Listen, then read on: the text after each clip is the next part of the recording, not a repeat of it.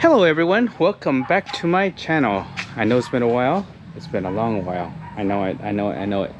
But I've been busy working, busy getting frustrated, busy at complaining a lot. Anyhow, let's take a look. I got the doors sanded, varnished, and lacquered. This is my door. So remember, my original door was just big door, small door, the box up front, no trim, no nothing, just wood. So I remember talking about the pivot door assembly, so we did that already. I installed my digital lock, manual key lock, and the Yale push button. Now, what's difficult about this is that we had to do this on our own. Had to create this trim here. Had to create this trim here, so you can see, I cannot see through the other side. See how it swings here? See that? And we created a little gap there, so when it opens and closes, see that? It opens. We had to notch out that wood so it can swing into. I bought a 1/4-inch glass. I'm gonna frost it with sticky frost on there a little later. But that's how it looks. It's absolutely beautiful. I did get some temporary under the door seal here. I'm not quite happy with it not going all the way because of the pivot assembly there. But you know, that's something to keep the bugs out for now. As you can see, we have moved in. We moved in about 3 weeks ago or so. The tiles are done. The tiles are grouted. The tiles are sealed. Now, sealing the tiles is what a pain in the ass that was. So basically, when you put the grout in, I know that we did the 0-0 thing, but there's still a gap. So I didn't like any gap that the dust or ants can go into, so we filled it with grout. And a couple of days later, we went in and put the sealant on top. Now the sealant, of course, is gonna touch and adhere to the top of the porcelain a little bit. So we had to take a lot of razor blade and scrape every single crevice there is. As you can see, I got my range hood in. Got the vent going up, going out. Yes, that's PVC. I know it's probably a fire hazard, but these things just doesn't burn quite that easily. This is just temporary until I put the cabinet in. But I bought this Techno gas oven. It's the best I can find with the budget that I have. Some of these things can go for a couple 100,000 pesos, which is about $4 grand. So I bought this for about 32,000 pesos. The best I can get within the budget. It has 5 burners. Yeah, these things about 6,800 pesos. It has double fan that's in here, and it sucks up quite a bit. Let me see if I can get some sound here. Is it really quiet? No, but it works well. So the reason I got 2 of them here is because one is gas. In the future, I would like to have a built-in induction cooker.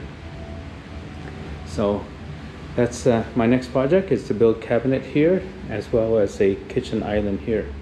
As you can see, I had to cook, I had to clean, so I bought this sort of outdoor sink and I hooked it up to my faucet. It works. I still haven't finished my ceiling yet, but I did part of it already. You can take a look outside here. Look at that. That is PVC ceiling. I bought this light here for about 2,500 pesos. It's pretty cute. Instead of just one single light up there, kind of like a dome LED type of thing, I thought this was a little nice touch. But I'm excited. This is what the ceiling is going to look like throughout the house. Got all the doors installed. Like I said, sanded, stained, and varnished. As you can see, this is my side door here. Oh, check this out. So this is supposed to be kiln dried and so forth, but you still got little bugs that is still coming out of the walls a little bit, coming out of wood a little bit. Leaves a little deposit there. So hopefully all of them hatch and get out of there so I can patch the holes. But I think this is inevitable, especially when you get real wood here instead of some kind of paneling door. I have all the electronic doors for all the exterior doors, as well as one for the bedroom. Like I said, the ceilings hasn't been done yet, but I'm working on it now as we speak.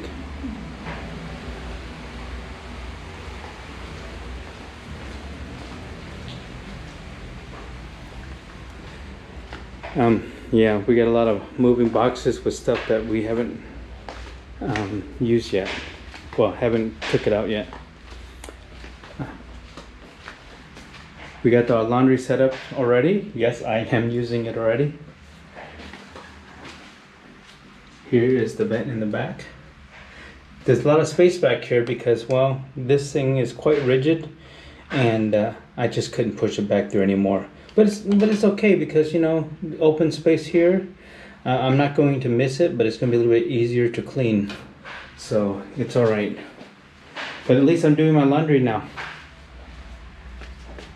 Here are the finished doors again. See that?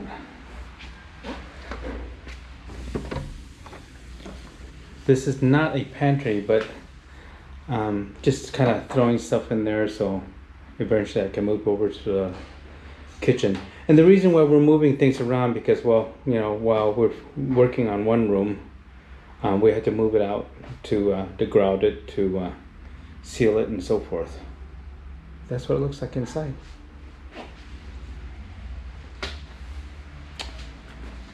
Here's our bathroom. I think you guys seen our bathroom before already, but you know, we're actually using it. Now, if any of you guys ever get this thing, I believe the brand name is Ravoni, Chinese. It sounds Italian, but it's not. It's all Chinese.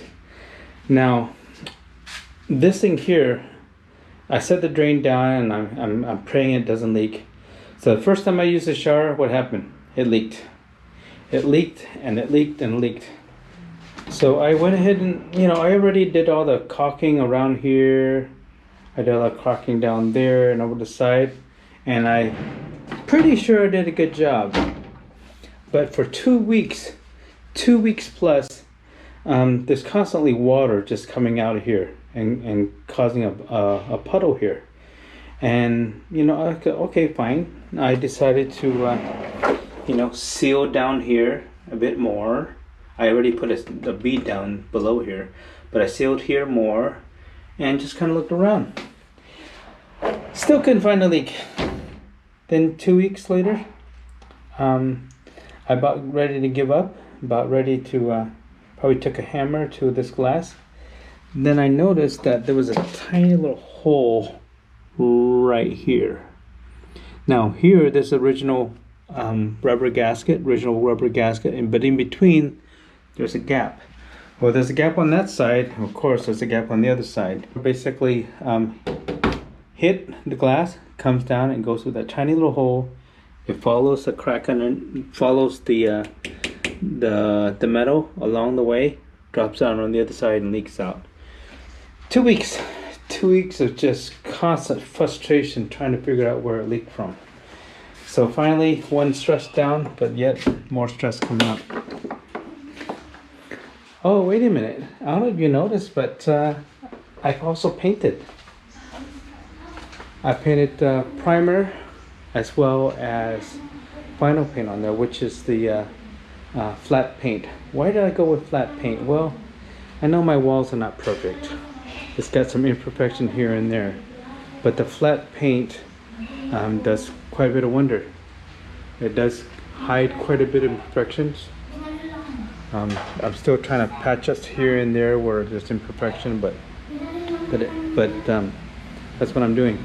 So I told the guys to go ahead and to wipe it down with a sponge with water so that we can get a lot of the the skim coat dust off, but they could have done a better job. So here and there, I used acrylic paint. I didn't use latex. I think it's just a binder, but either way, wherever there was a little bit of dust, the paint cracked a little bit. So I have work to be done. There's work to be done. So this is the kitchen dining area. This is my niece Mary Rose. You want to say hi, Mary Rose? Hi, YouTube. She's single, but she's not. You figure it out. What's that? Single but not? Yeah, single but not. Single mom? So that's what it looks like. Outside, not much really changed at all. But you know, seriously, it's been a month where we spent a lot of time just working on these walls. Skim coat, we did, you know, the cracks that we had before, we filled the cracks with acrylic. It turns out it's just a bad idea. Don't use acrylic. You know, back in the States, we'll put some, you know, some paintable silicone, so if it cracks some more, it stretches. But don't use acrylic because it's going to show. It won't be smooth, and we just end up putting another layer of. Well, we end up orbital sanding a lot of it down, and we put another layer of the skim coat that I really like on there.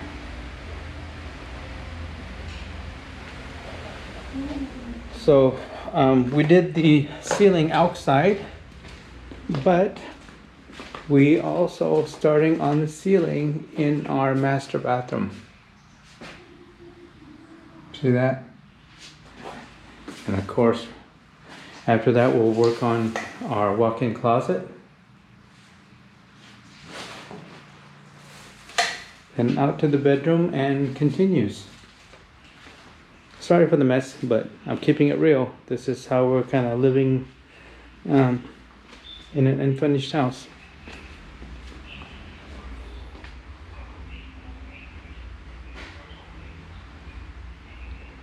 Now with M2 House, I'm telling you, there are a couple of things that I kind of regret.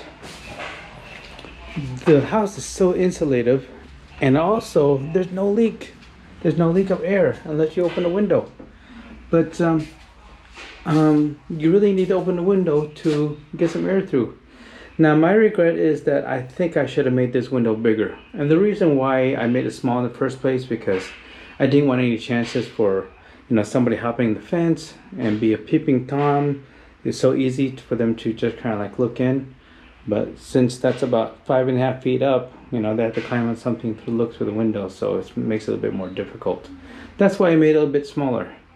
I haven't got the fan installed outside yet to suck out the air, but you know, air's not moving too much. I mean, it's not a drafty house at all. So when I'm hanging my towels, for example, it stays moist for quite some time. So I got to do something about that as far as the moisture when I'm taking a shower. The shower with the water softener, oh, it's just an absolute dream. I love it, love it, love it. I gotta figure out how much salt I really have to replace, because the guy who installed it says I have to fill up the brine tank once a month. It's turning out to be 2 or 3 months, because if I don't see any crystallized salt in there, my brain is telling me that it's a problem.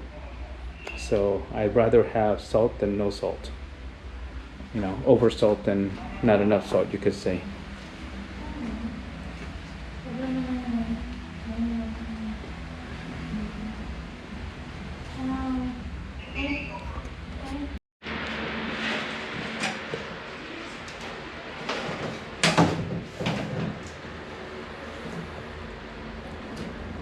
So I'm decided to put these pin lights up. It's external pin light instead of internal. The problem is my wires that's going down is pretty high quality, higher gauge wire. The problem is these pin lights, 18 gauge or less, and it won't fit in there. Kind of sucks. But I just have to either Wago connect it or twist tie it with a wire nut.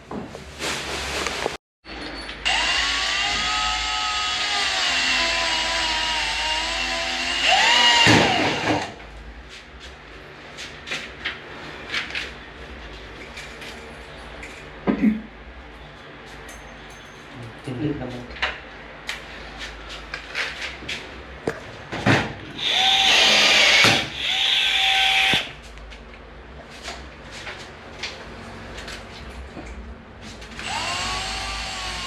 If you notice, there's a foam piece on the drill, because when he pokes through, without that foam piece, it can damage the PVC.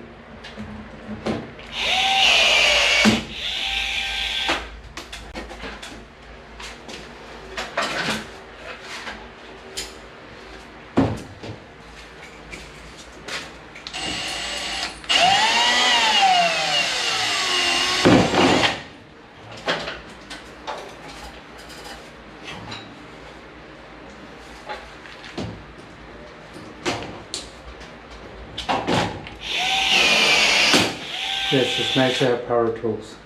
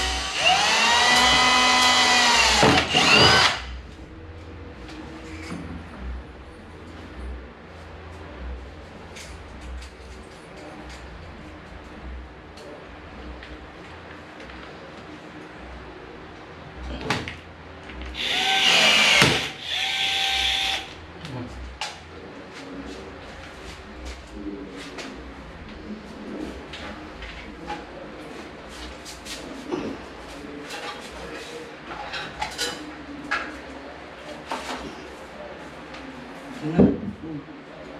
Ano na?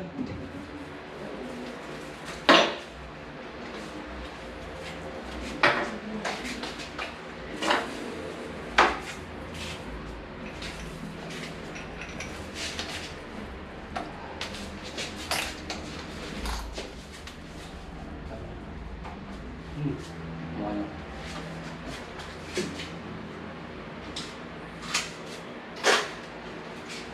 Malapisan. Tutulog pa tayo.